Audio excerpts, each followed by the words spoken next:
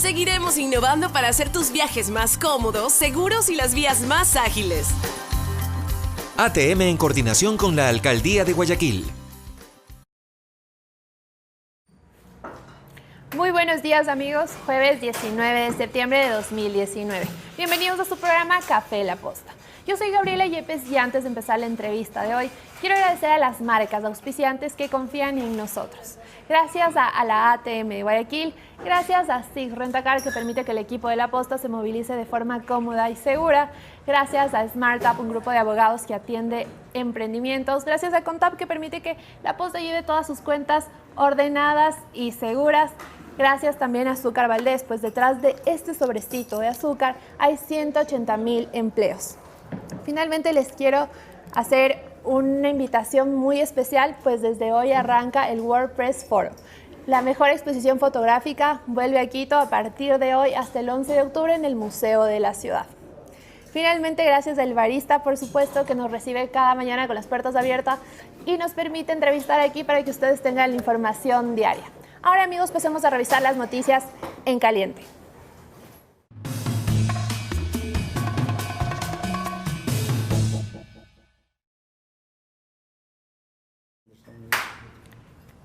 De nuevo, muy buenos días amigos, gracias por quedarse a la entrevista. También voy a agradecer a Seguro Sucre, ¿qué es lo mejor que puede pasar hoy? Pues que tengan un buen día y veremos qué es lo mejor que puede pasar. Y estamos aquí con Ramiro García. ¿Cómo estás, Ramiro? Muchas gracias, un saludo para todos los televidentes y mi agradecimiento por la invitación. Bien, Ramiro, existen todavía ecuatorianos que están con este chuchaqui del que no se aprobó la despenalización del aborto. Y también por otro caso, también no se aprobó la incautación de bienes por los correístas. Vamos primero con esto de la despenalización del aborto. ¿Qué crees que sucedió? Bueno, en primer lugar creo que hay una relación entre los dos. Muchos de los que votaron por la no despenalización votaron por la no incautación. Sí. Ojo. ¿Qué pasó? Bueno, en primer lugar creo que todavía esto nos muestra el nivel académico, el nivel profesional de nuestra clase política. Una clase política que no puede sustraerse de sus credos religiosos, que no puede sustraerse de sus afinidades ideológicas. ¿Es incorrecto que legislen con estos ideales? Bueno, legislan en contravía de la Constitución, claramente. Entonces, vemos que tenemos asambleístas que tratan de imponer desde su concepción individual o minoritaria una posición ética como si fuera jurídica a toda la sociedad. Y esto es inaceptable. Yo creo que una propuesta como esta era prácticamente indebatible. Sin embargo, vemos que no llegó a los 70 votos que tuvo. Ganó, porque ojo, la propuesta del sí por la despenalización tuvo 65 votos, mientras el no tuvo 59 votos. Pero no fue suficiente. Faltaron 5 votos. Sí, 5 votos, pero además votos increíbles, votos inexplicables. Votos de, por ejemplo, votos de mujeres, de mujeres asambleístas que se habían pronunciado con mucha antelación en favor de la despenalización. Votos de, por ejemplo, 4 asambleístas de Pachacutic, que por obviedad debían haber votado a favor de la despenalización. Era lo lógico para un movimiento que representa los derechos de las minorías, que representa los derechos de los excluidos y que tiene un discurso totalmente progresista y de avanzada. Entonces, bueno, el día de hoy veía que la CONAIE expresaba su vergüenza frente a la actuación de estos 4 de estos 4 asambleístas. Es decir, con estos 4 asambleístas de Pachacuti y uno más y la propuesta ¿Qué pasada. crees que sucedió con estas personas que se abstuvieron? Hablamos de los de Pachacuti y sobre todo quien ha sido más criticada, María Mercedes Cuesta, quien se ausentó. ¿Qué pasó con ellos? Ella entiendo que había anticipado desde hace mucho que no iba a participar porque coincidía con un viaje. Igual, esto no exime, ¿no? No sé si lograste ver ayer una explicación porque dijo que no fuera por ahora un tema de salud. Bueno, entonces, el viaje ahora es salud. Independientemente de lo que haya sido, el tema es que hay votaciones en las que no se puede faltar. Así de sencillo. Todos tenemos nuestras obligaciones, todos tenemos nuestros viajes, pero hay cosas en las que uno tiene que estar. Estamos hablando del segundo debate del Código Orgánico Integral Penal en el que se incluía por primera vez una despenalización de estos segmentos del aborto. Y era una votación lo que no se podía faltar. Igual quienes asistieron y se abstuvieron. O sea, es inexplicable esta posición y evidentemente prima el cálculo político al corto plazo. Es decir, que no quiero quedar mal con el líder de mi grupo, porque si no, luego en las próximas elecciones para la Asamblea no me van a poner a encabezar listas. ¿Pero crees que ese fue el caso de María Mercedes Cuesta? ¿Realmente primó su viaje? ¿Fue un costo político? No, yo creo que en esto primó un poco... mira que María Mercedes es hasta mi amiga, pero yo creería que fue un tema más de irresponsabilidad. Es decir, tenía un viaje programado y listo. Asumimos que hay los votos, así que aprueben nomás yo desde afuera los apoyo. Ok, el voto de ella más los 4 Pachacuti que habrían marcado una diferencia. Bueno, pero lo importante ya no es lo que pasó el martes, sino lo que va a pasar de aquí en adelante. ¿Qué va a pasar? Claro, y aquí tenemos un debate constitucional. Va a haber un veto. La pregunta es, ¿en ese veto se puede o no se puede incluir el tema del aborto? Entonces, claro, hay una posición de los ultrapositivistas cuando les conviene, porque si no, pucha, cuando no les conviene son más teleológicos pero cuando les conviene son ultrapositivistas y dicen, es que no se podría incluir el tema del aborto por violación, porque esto ya no es parte del proyecto que se remite a la presidencia. ¿Se puede o no se puede? Desde mi punto de vista, totalmente, porque el tema del aborto por violación fue parte del debate del proyecto. En el proyecto está no solamente lo que se incluye, sino también lo que se excluyó, porque el presidente como colegislador puede excluir aquello que se ha incluido o incluir aquello que se ha excluido. A mí me parece una cosa de mera lógica, pero insisto, los ultrapositivistas, los que se pasan por la faja la norma cuando les da la gana, cuando les conviene, pero cuando se trata de mantener las hostias intactas, ahí sí se acuerdan de que pucha, no hay como irse un punto más allá de la norma, van a decir que no. Yo creo que el presidente puede a cabalidad hacer un veto parcial, incluyendo aquello que se excluyó o excluyendo aquello que se ha incluido. Bien. Puede. Ahora, ¿crees que realmente quiera asumir este costo político? He visto 2 mensajes bastante esperanzadores, 3, la verdad. Uno de María Paula Romo, que manifiestamente se expresaba a favor del tema de la despenalización. Sí. Otro de Rocío Rosero, la subsecretaria de Derechos Humanos, que también subsecretaria en temas de mujer y género, que no son palabras menores, la ministra del Interior y la subsecretaria Y por el otro lado, en el tema de la incautación de bienes, también un pronunciamiento de Iván Granda. Entonces me parece que por ahí podemos abrigar la esperanza de un veto parcial que corrija esta barbaridad, que nos ubica además temporalmente en el medioevo y geográficamente en el África subsahariana. O sea, los países que todavía penan el aborto de mujeres violadas, ¿cuáles son? Entre otros, Ruanda, República Democrática del Congo, Botswana. Esos son los países que todavía penan. Los países que no lo hacen, Francia, Alemania, Inglaterra, Estados Unidos, España. Es decir, la pregunta es, ¿queremos ir hacia el primer mundo en lo jurídico? Porque no se trata de copiar por copiar, porque no todo lo que viene de afuera es bueno, pero evidentemente en materia de derechos humanos, no solamente los países, las cortes internacionales están claras en que hay que avanzar hacia una despenalización, porque no tiene sentido tener un tipo penal que se puede aplicar a usted y no a mí, por el hecho de que usted es mujer y yo soy hombre. Porque además, haga lo que haga, yo no puedo caer en ese tipo penal. ¿Por qué? Porque soy hombre. Y usted, como es mujer, lo que le están diciendo es, si usted es mujer y sale de aquí y la violan, y usted decide abortar el fruto de esa violación, entonces usted tiene que ir presa.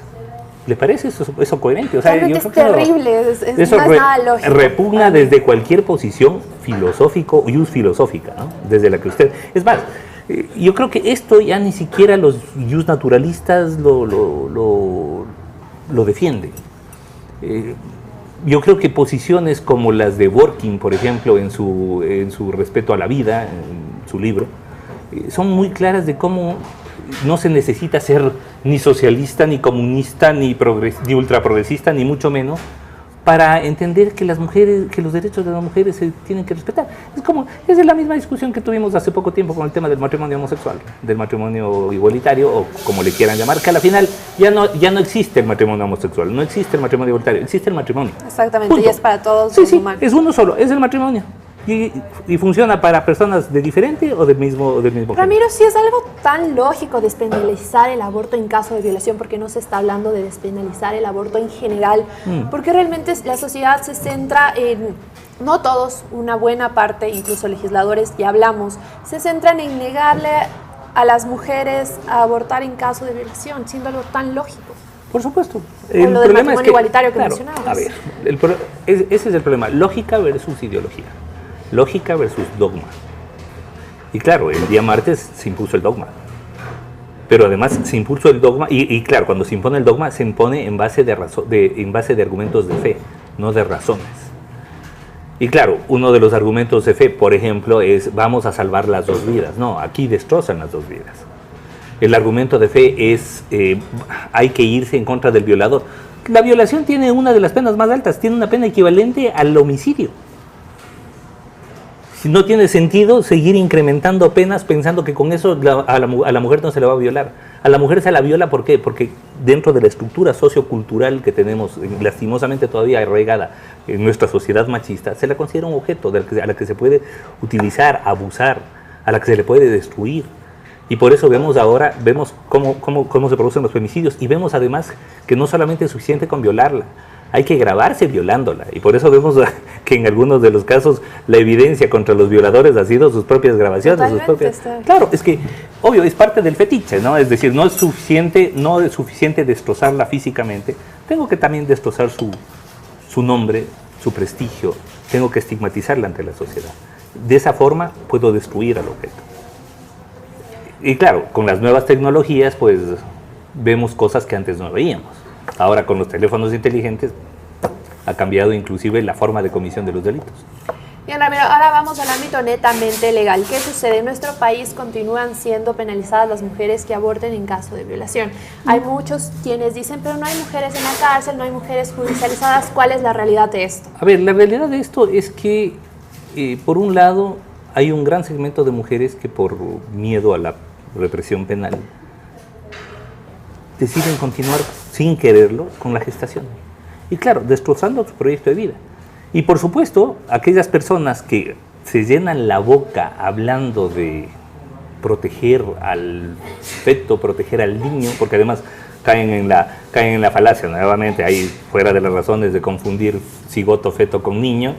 Entonces, los que hablan de la protección del niño, luego, claro, cuando el niño ya nace, les vale 5 cómo hace la mujer para mantenerle. Con un adicional, el 75% de los alimentantes, de los cuales el 95% son varones, está en mora 2 o 3 pensiones, 2 o más pensiones de alimentos.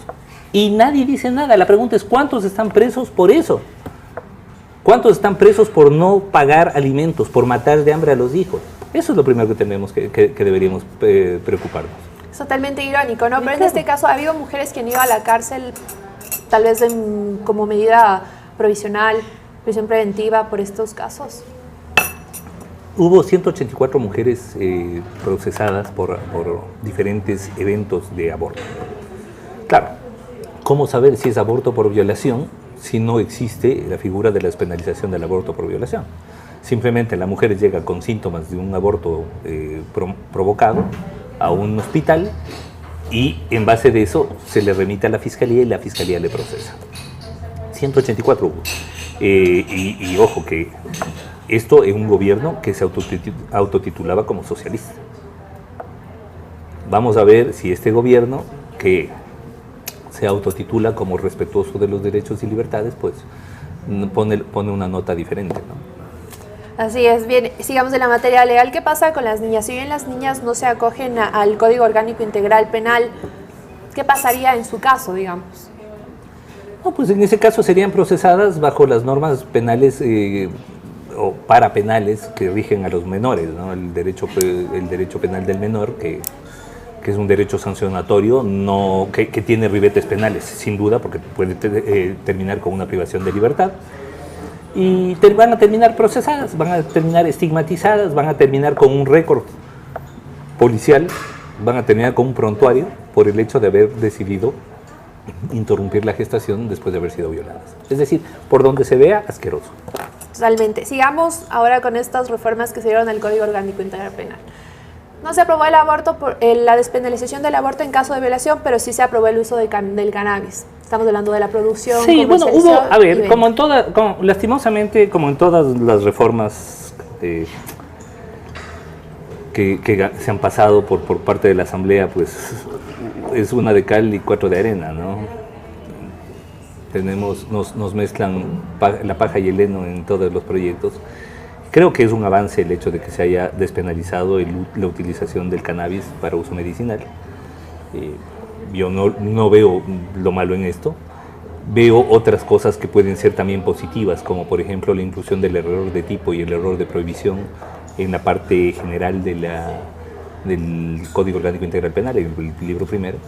Esto era una consecuencia dogmática propia de la sistemática utilizada por nuestro Código Orgánico Integral Penal, y que sin razón alguna en 2014, cuando se discutió el proyecto definitivo de COIP, se lo excluyó. Ahora se lo incluye y creo que esto es un paso interesante. ¿Y tú crees que es un avance realmente este uso del cannabis como terapéutico, digamos?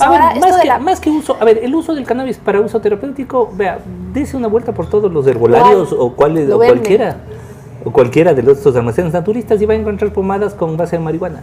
Eso ya se viene vendiendo desde hace rato y a nadie se le ocurre ir a meterle preso al del herbolario por vender una pomada de marihuana para las coyunturas, por ejemplo. Claro, así es. Pero ahora hablamos también de la producción, comercialización, cultivo, cosecha. Por supuesto, ¿Cómo se va a regular esto? ¿Es posible regularlo? Sí, es posible regular.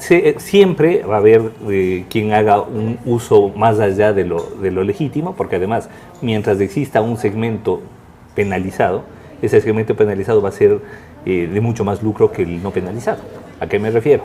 A que la venta de marihuana la venta de marihuana como droga siempre va a ser mucho más lucrativa que la venta de marihuana como pomada, ¿verdad? Entonces, ¿por qué? Porque la prohibición le genera un valor adicional al producto este.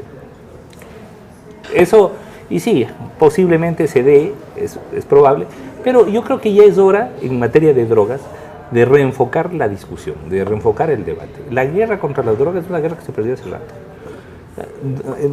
Latinoamérica se ha bañado en sangre desde los 80s, en su momento Colombia, en su momento Perú, hace poco y ahora México, y sin embargo vemos que ni el negocio ha bajado, ni los volúmenes de venta han disminuido, ni tampoco han bajado los poderes de las mafias y los carteles.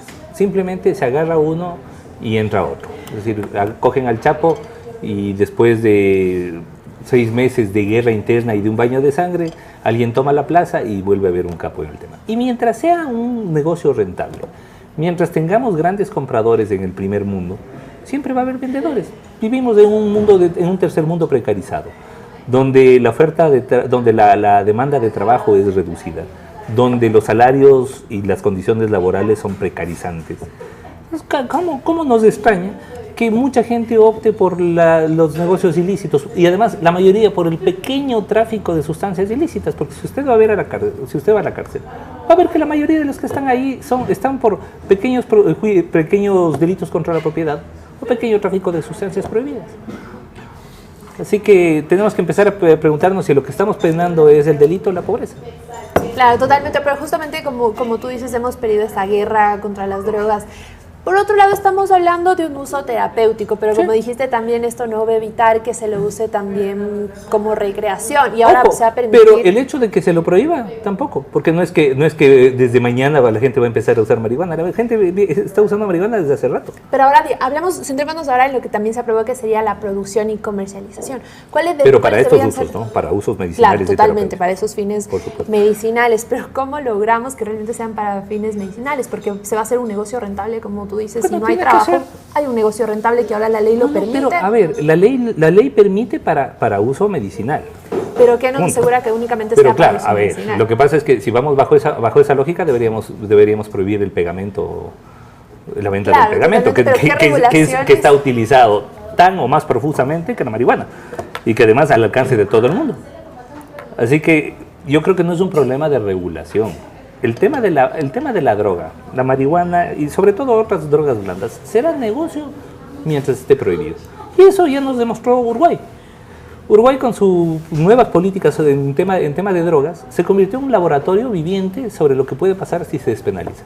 Y claro, en un principio hubo un pequeño incremento del consumo y luego una baja de casi el 27% en los siguientes 6 meses.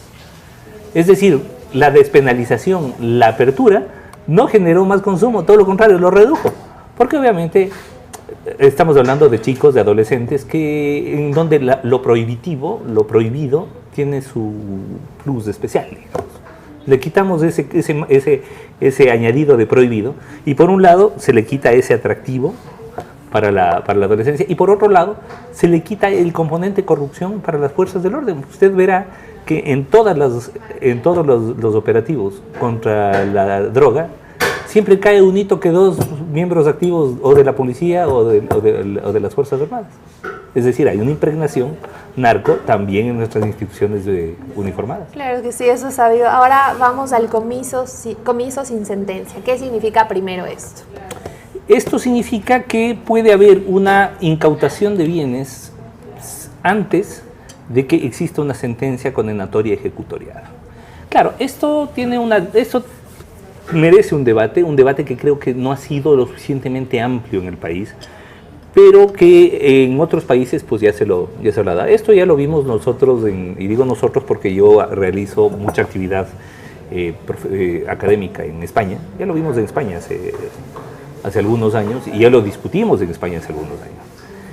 Acá lastimosamente casi no se ha hablado, y lastimosamente la discusión fuerte sobre estos temas se las deja a los legisladores, que en general ignoran mucho sobre estos temas, y que lo hacen, como ya hemos visto, desde sus dogmas, desde sus ideologías o desde sus cálculos políticos, y no a los expertos. Y en esto, bueno, pues mi crítica a la academia, porque es la academia la que debió haber generado los debates sobre estos puntos específicos. Claro, por un lado me dirán, a ver, ¿y dónde queda la presunción de inocencia si a una persona se le incauta los bienes antes de que tenga sentencia condenatoria ejecutoriada? Pero por otro lado, está claro que en temas de corrupción, lo primero que se pone a resguardo, más que la persona, son los bienes. Y que esos bienes, mientras la persona está siendo procesada, terminan licuados o disimulados a través de testaferros o a través de mecanismos de simulación, y a la final, como pasa y como está pasando hoy por hoy, vemos que se procesa a varios y no se recupera a nadie. Entonces es un mecanismo efectivo para la lucha Sí, contra la corrupción. sin duda. Pero no atenta contra... Es decir, tiene sus, es decir, no se lo puede ver en función de blancos y negros. Tiene sus gamas grises, y dentro de esas gamas grises, pues se ha considerado que la lucha contra la corrupción está por encima no digo de la presunción de inocencia, pero sí de esa posibilidad de vulneración de la presunción de inocencia que implicaría la incautación preventiva de los bienes producto de la corrupción. En todo caso, lo que nos ha dejado en claro el legislador ecuatoriano es que no tiene ninguna voluntad de lucha contra la corrupción. Es decir, puede rasgarse las vestiduras en el tema del aborto, vota porque las mujeres menores de edad, menores de 14 años, puedan ser procesadas penalmente, pero no está dispuesto a que los grandes corruptos pierdan sus bienes. ¿Y qué es todo? ¿Crees que es puro teatro toda esta iniciativa de lucha contra la corrupción, de enviar un proyecto para crear jueces exclusivos para la Bueno, corrupción. lo que pasa es que, teatro. a ver, no creo que sea un teatro. Yo creo que de alguna manera hay buena voluntad de parte de todos los actores. El problema es que por el otro lado, estos actores están también involucrados con los factores de corrupción. Así de sencillo. Entonces, vemos, por ejemplo, creo que este gobierno ha dado muestras de una vocación de lucha contra la corrupción y gracias a eso se ha podido desmontar todo ese esquema que armó el correísmo. Pero todavía vemos que algunas de las estructuras que funcionaban el correísmo continúan funcionando ahora. Por ejemplo, la intermediación petrolera. A todo lo que Villavicencio denunció con el tema de Petrochina y tales, continúa hoy tal cual. No se ha movido. Otra muestra de eso es que se haya negado el paso de la incautación de bienes, seguir cubriendo a los mismos. Otra muestra de eso, bueno, pero ¿quiénes votaron? Ojo, ¿quiénes votaron? Porque quienes votaron por esto fue el bloque correísta y paradójicamente los mismos que estaban en contra de la despenalización del aborto por violación. Pero justamente correístas fueron los que negaron la incautación de bienes. Pero no todos. No todos. Hay A números. ver, ojo, los correístas niegan la incautación de bienes, pero también otros, como un montón de social cristianos. Si quiere le paso el listado. Y va a ver que un montón de ellos se abstuvieron o votaron no. Entonces uno dice, bueno, pues, a ver, ¿qué juega? Porque se llenan la boca hablando de lucha contra la corrupción, se llenan la boca hablando de que es necesario sanear la actividad política en el país y la gestión pública en el país. Y por otro lado, cuando se les propone además, no es que es un instrumento tirado a los cabellos o que queremos hacer un experimento aquí por primera vez. No, esto ya funciona en un montón de países y de primer mundo. Y sin embargo, cuando se propone eso, pues... Ahora miro, ¿dónde está la lógica de votar por el comiso sin sentencia y negarse a la incautación de bienes? ¿Qué tanta diferencia tenemos entre ambos? A ver, pero es que hicieron el eso. comiso tampoco pasó. El comiso, en la forma en que se propuso, tampoco pasó. Hubo una modificación. Sí, no. El comiso tampoco pasó. No pasó ni... Justamente, cuando hablamos de comiso, estamos hablando de la incautación de bienes. Ojo, es el comiso el que no pasa. Tenemos una forma de comiso ya en nuestro Código Orgánico Integral Penal, pero este comiso ampliado, este comiso reforzado, ya no pasó. Eso es justamente lo que se negó. Pero este comiso sin sentencia, es decir, existen diferentes, como tú dices. Comiso sin sentencia pasó. Eso es lo que está, con 118 votos pasó. Sí, pero la incautación de bienes no. Es decir, Exactamente. hubo una... Además, todavía no estamos claros de qué pasó y no pasó, porque muchas de las cosas que se habían ya debatido para el segundo debate del COIP no llegaron a este segundo debate. Por ejemplo, algo que me parece inexplicable. No llegó ni siquiera a debatirse el tema de la responsabilidad penal de las personas jurídicas en relación a la prevención del riesgo penal, es decir, el compliance. El que se obligue a las empresas, a las personas jurídicas, a tener programas de prevención del riesgo penal. ¿Qué es lo lógico en una sociedad que quiere prevenir conductas de corrupción? Es decir, que cada una de las empresas tenga un programa de prevención del riesgo penal, que tenga un programa de, digamos, de buenas prácticas económicas, y eso ni siquiera llega al segundo debate. Entonces, son cosas de no explicarse, de no creer, la verdad. Ahora, ¿hasta cuándo debemos de esperar para tener leyes que realmente luchen contra la corrupción? ¿Tenemos que esperar que acabe este periodo? ¿Crees que en un siguiente periodo es posible seguir debatiendo esto? Porque si no, vamos a seguir con las mismas leyes de antes que permiten que la corrupción siga adelante. Mira, discutiremos a ver, después de lo mismo. Sobre corrupción se debate desde hace varios miles de años. Si tú vas al Coliseo Romano, en la parte de adentro, vas a ver una parte que está más deteriorada que otra. Y cuando el guía te explica, te dice, lo que pasa es que aquí el contratista utilizó materiales de menor calidad. Entonces, imagínate, en una época en que donde claro, la pena era la crucifixión para estos actos de corrupción. Entonces, sí, o sea, la discusión sobre corrupción para mí es interminable. Para mí, lo que es más, yo creo que la corrupción va a estar ahí siempre, mientras exista seres humanos, porque siempre va a haber el que quiera pasarse por la faja las normas y el que quiera enriquecerse indebidamente. Siempre va a haber eso. Lo que sí va cambiando son los mecanismos de corrupción. Se van sofisticando en la medida que también van cambiando las relaciones comerciales, las relaciones económicas, y que van modificándose las tecnologías. Antes, por ejemplo, a nosotros, ¿qué nos importaba que se sepa nuestro número de cédula? O sea, era un dato. Pero ahora resulta que el Big Data, resulta que el gran almacenamiento de datos puede servir para un montón de cosas muy complejas. Entonces resulta que ahora Los temas de Big Data ya son un tema, pueden ser un tema de corrupción y son un tema de preocupación social. Entonces, cuando sabemos que millones de nuestros datos están en manos de privados, entonces, por supuesto, asusta. Ahora, antes, por ejemplo, ni nos interesaba el tema de la inteligencia artificial. Para nosotros la inteligencia artificial lo asimilábamos casi a un juguete, ¿no? Un robot controlado a pilas. Ahora la inteligencia artificial está absolutamente en todo, y es más, no es un futuro, está allá. Hoy por hoy ya se está debatiendo, por ejemplo, en Europa, el tema del uso de drones para entrega de paquetería. Esto para entrega de paquetería, pero cuando hablo de paquetería estoy hablando de comida, estoy hablando de correo. ¿Cómo va a cambiar eso, por ejemplo, en el tema laboral? Todos los que tú ves que hacen Uber Eats, que hacen Globo, de aquí a poco no van a tener trabajo porque un dron va a hacer lo que ellos están haciendo, lo va a hacer más rápido, de manera más eficiente, de manera mucho más barata, sin cansarse, sin exigir paga, ni mucho menos. Entonces, ya estamos frente a una cuarta revolución industrial que nos está cambiando la vida y que muchas veces, creo yo, no entendemos lo que se nos viene. Es como que nos cerramos, es como que nos tapamos los ojos y decimos, no pasamos de los 80 del siglo pasado, hasta ahí llegamos. Y no es así. Va cambiando todo. Van cambiando la interacción entre los seres humanos. Hoy por hoy, por ejemplo, ya nos parece casi impensable nuestra vida sin WhatsApp. Es decir, sin WhatsApp estamos prácticamente incomunicados. Antes no teníamos, ojo, cuando digo antes, en mi caso yo tengo 49 años, y mi primer celular lo compré a los 25, 26 años. Quiere decir que pasé 25 años sin celular. Hoy sería impensable para un chico de 15. A veces hasta menos, ¿no? Pero, yo hice mi carrera de Derecho entre el 88 y el 93 sin topar un computador. Eso sería impensable para un niño de segundo grado de escuela hoy por hoy. Entonces, claro, ha cambiado el mundo y el problema es que, claro, ha cambiado el mundo mucho, pero ahora está cambiando a un ritmo mucho más fuerte y es uno de los temas que no se debate y a mí me asusta, la verdad, porque yo veo que es como que, a ver, que venga lo que venga.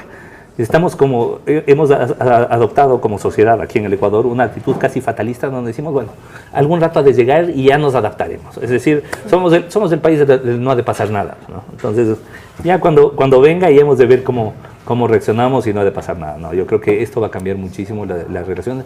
Cambia mucho el tema de la corrupción. Cada vez son más sofisticados los mecanismos de corrupción. Hemos visto, por ejemplo, con el tema GEA, el tema datos, cómo el Big Data puede generar millonarias ganancias ilícitas. O sea, resulta que a una empresa se le ocurrió de un día al otro decir, todos los que yo tengo aquí en este listado han contratado mis servicios. Y solo aquellos que digan expresamente que no, les excluyo. Pero a todos los demás les cobro. ¿Qué tal? Entonces resulta que, claro, es un abuso. Entonces, por supuesto, entonces mientras más grande el listado, más grande la ganancia. Y por supuesto, como además estamos hablando de masivos, 20 centavos, 30 centavos de dólar, ¿quién se da cuenta al mes? Me han hecho un descuento de 20 centavos, no pasa nada. Pero claro, estos 20 centavos multiplicados por 8 millones de clientes, por ejemplo, ya estamos hablando de una ganancia de 1.600.000 no autorizados. Estamos hablando de más de 20 y pico millones al año, estamos hablando de 200 y pico millones en 10 años.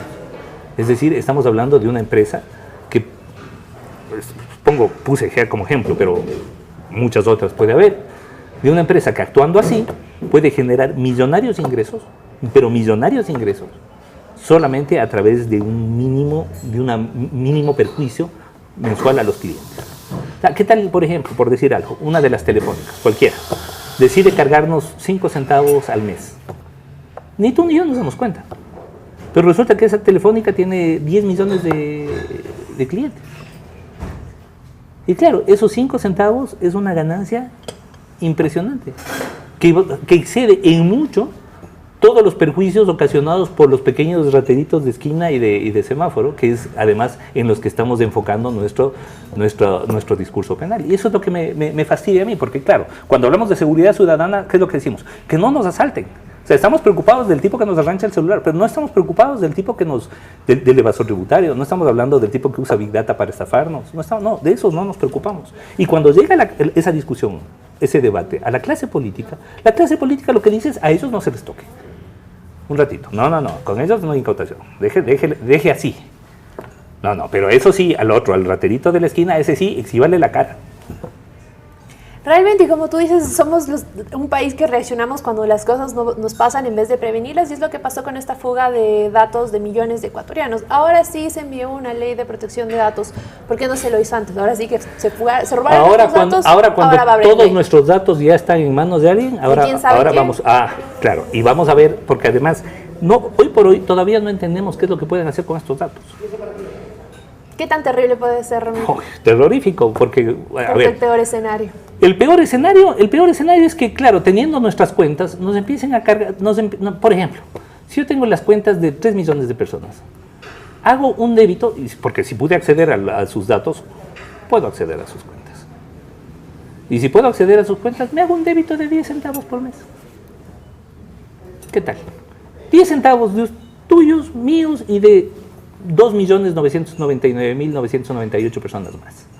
Y tengo una ganancia de $300.000 mensuales sin despeinar. Así de sencillo. Además, sin que tú te demorarás 20 años en darte cuenta de que te han debitado 10 centavos. Y claro, cuando te des cuenta dirás, banco hijo de tal. ¿Verdad? Porque claro, la reacción es contra el banco. Y, por ejemplo, eso solo por darte una idea de lo que se puede hacer. Y de ahí hay un montón. Nosotros venimos discutiendo estos temas desde hace mucho en otros ámbitos, digamos, ¿no? Temas de derecho penal económico. De hecho, yo soy profesor de eso en otros países y claro, cada año se sofistican, se cambian, se modifican digamos, las acciones de la delincuencia, ¿no? Ahora es la delincuencia informática, estos temas de Big Data que te comento, ¿sabes? Es gravísimo, ¿no? Y lo que sale, la respuesta del gobierno a través del ministro de Telecomunicaciones, Andrés Michelena, es: sus datos están seguros. ¿Cómo son? ¿Cómo nos creemos que nuestros datos están seguros cuando pasa esto? Y tú los datos, el momento en que los datos están en poder de otras personas, ya no están hay seguros. seguridad. Ya no están seguros. Lo que sí debería el gobierno, más que asegurarnos, más que garantizar la seguridad de nuestros datos, que no están seguros porque ya están en manos de otros, es asegurarnos que va a haber una respuesta adecuada e inmediata en caso de que se vayan detectando anomalías producto de este Big Data. Así es, Ramiro, sigamos con este tema de seguridad. Si bien hay una seguridad informática, también hablemos de la seguridad en las calles, como también comentamos que ayer las reformas al Código Orgánico Integral Penal reformaron algunas de ellas. Esto es mostrar la cara de delincuentes en delito flagrante. ¿Esto ayuda? Desde mi punto de vista, no. Más allá del debate de si es o no es, que por supuesto es una vulneración a la presunción de inocencia que se le muestra la cara a una persona que es detenida, sin que siquiera exista formulación, sin que ni siquiera exista proceso. Porque, ojo, cuando les agarran, todavía ni siquiera están procesados. O sea, les coge la policía y la policía les muestra a los medios de comunicación. Y luego de eso los entrega a la fiscalía. Y luego de eso fiscalía ve si que los procesa o no. Y si fiscalía dice no hay por qué procesar, ya los mostraron. Pero si fiscalía dice, claro, sería terriblemente lesivo. Y si fiscalía dice, sí hay razón, bueno, pues van a la cárcel y la pregunta es, ¿y qué sacamos con que los muestros sí fueron a la cárcel? ¿Medida populista? Totalmente. Eso es parte de ese simbolismo penal, ¿no? Nosotros vivimos, como decía Hassemer, uno de los penalistas más importantes que ha fallecido lastimosamente hace poco tiempo, de quien tuve, además del honor de ser amigo. Fue vicepresidente del Tribunal Constitucional alemán, así que algo sabía el tipo, era catedrático de Frankfurt. Y claro, uno de sus líneas de trabajo fue el derecho penal simbólico, cómo el simbolismo en el derecho penal funciona. Es decir, para nosotros no es tan importante las cifras, los datos, es importante lo que parece. Decimos, es que no queremos que haya más muertes violentas. En Quito muere más gente por suicidio que por homicidio.